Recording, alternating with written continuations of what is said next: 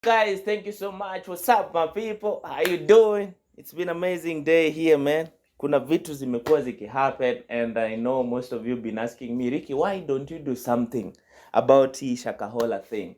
Yeah, as a self-proclaimed DCI, today I want to show you something that I think most of you didn't know, but I want to bring it to your attention that whatever that you see is happening is just a distraction. How is it a distraction? Shaka ya Shakahole. Shaka ya Shakahola. Shakahole ama Shakahola. Yeah, that village in Malin in Kilifi, a place called Malindi. And you guys have seen that yesterday Pastor Ezekiel was arrested.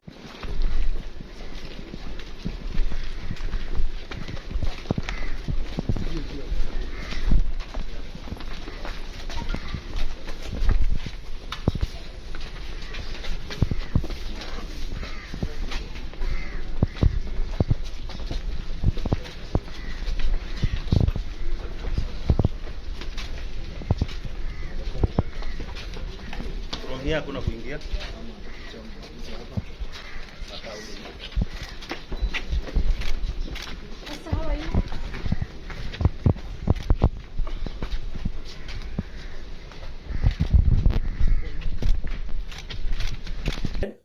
And it's very weird because we have the conversation at hand, that is economy, right? Economy is at its stake. Iko pabaya. Economy iko pabaya kabisa. But nobody is talking about it now, yeah? Because conversation, our attention as Kenyans has been diverted. So wasee sahi tunaongelea tu maneno ya mapastors na deaths.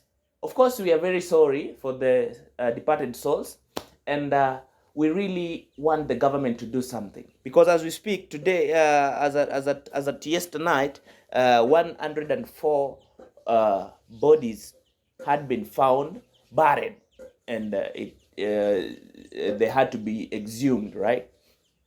And you know, it's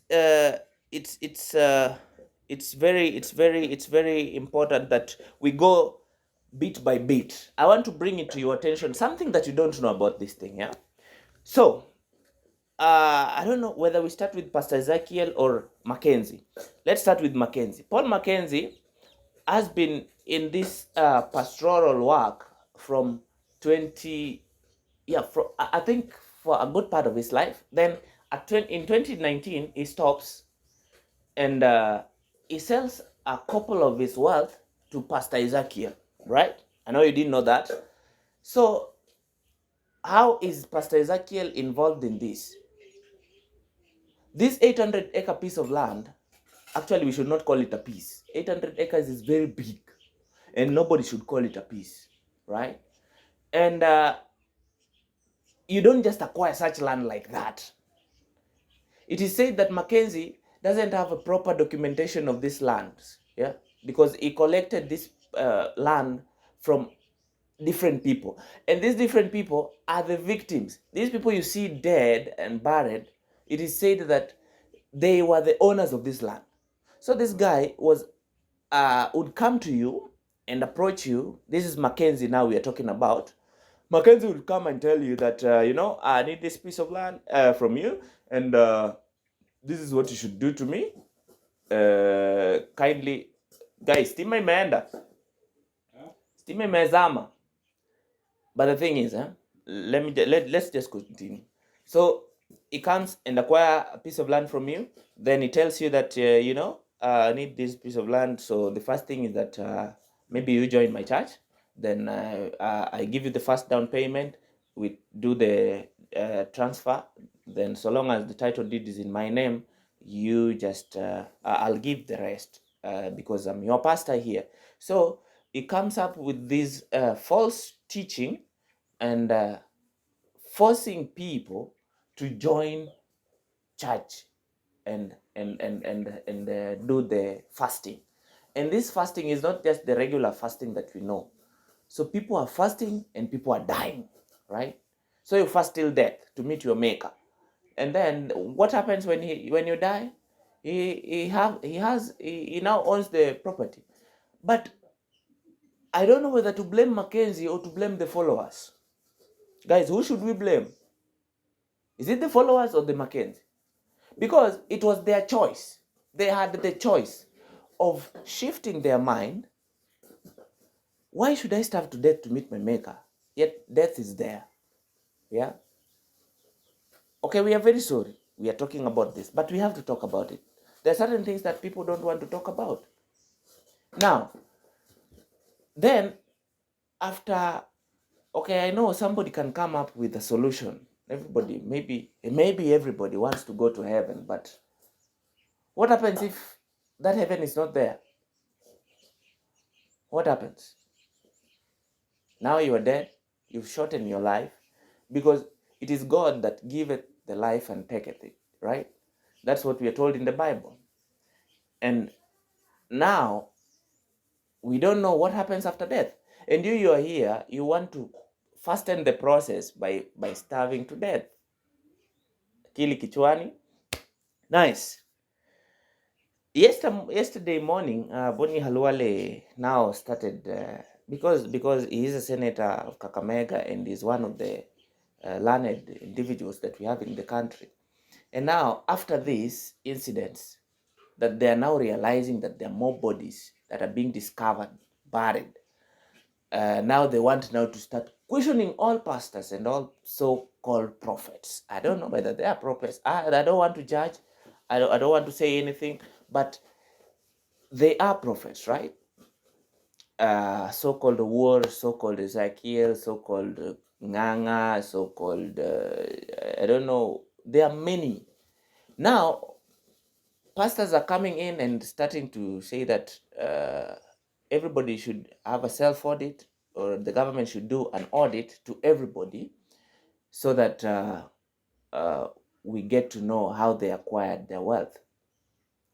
Of course, even a war, now Boni Halwale was saying that even a war has an escort that is even heavier than the head of state. It is true, it is heavier than the head of state. But now, why didn't they follow up war when there was a case of a lawyer, professional lawyer? This is somebody, we believe that lawyers are the learned people in the country. And this is now a professional lawyer selling or surrendering all her wealth to war. It was a whole estate worth millions of money. And war just lured this person, and this person decides to hand over all his it was all his wealth. The whole estate was given to war. I don't know why the government never came in through this, because that one only is a blackmail. Is a blackmail. And it is up to yesterday that Boni Halwale talked about it. The government never talked about it.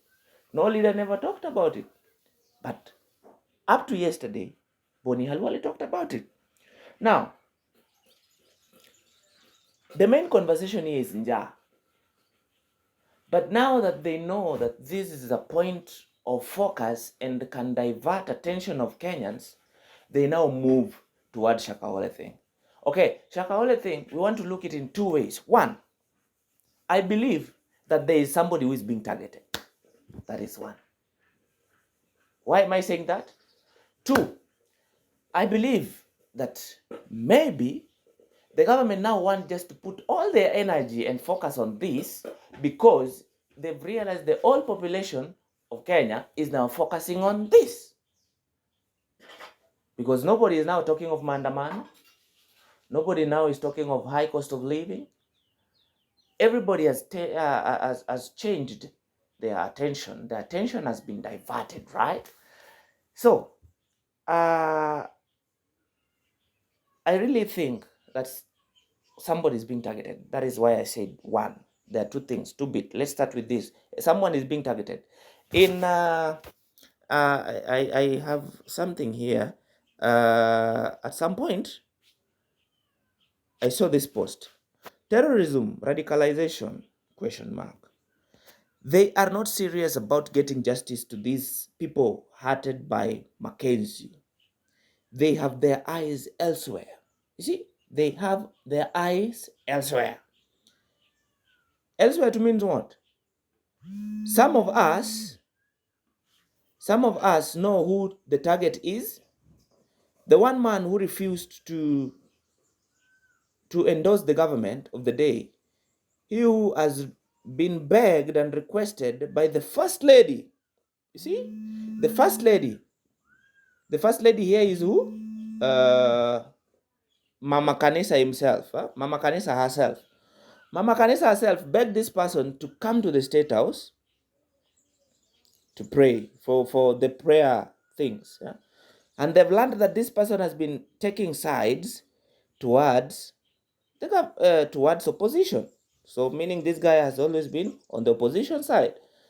And that's the target. They'll do everything within their powers to pin this man down. That made me raise some eyebrows, right? So meaning somebody is being targeted in this story. And then 5 minutes later, yesterday, this is Kituri Kindiki tweeting.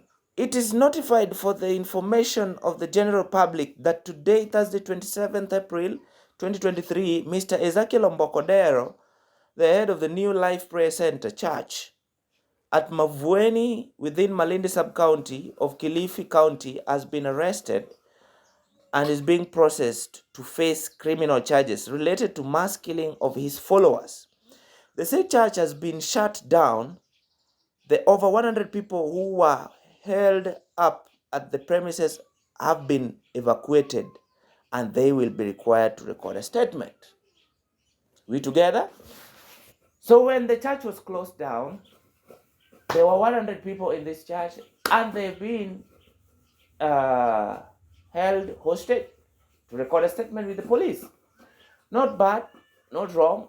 Now, why are they now focusing so much on Ezekiel and not Mackenzie? That is question number one.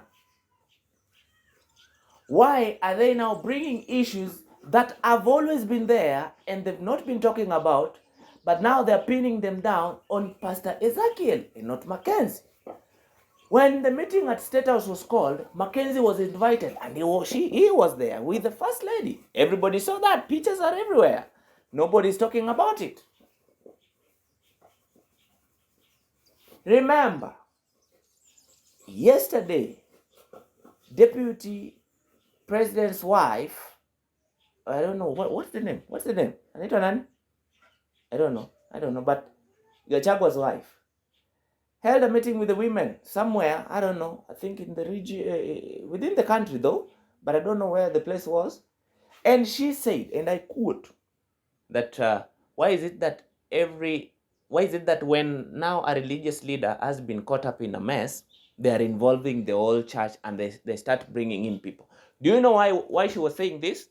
Dorcas is one of the pastors or bishop or I don't know elders in New Life Church. That is Ezekiel's church. She is one of the members there as a leader. So in a way, she's defending Ezekiel, right? So that is what they were trying to do. Because the whole issue was about Mackenzie. Now, Ezekiel has been brought into the picture. And even the husband, the DP, also goes ahead and says that we can't convict everybody because of one person. They should be dealing with this one person. And this one person is Mackenzie.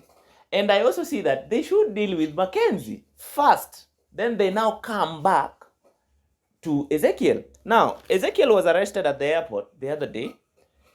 Then it is said that his passport was confiscated. He was taken in for questioning. And one of the questioning questions that he was being asked was, one, he has a cemetery in his property. Two, he has a morgue in his property.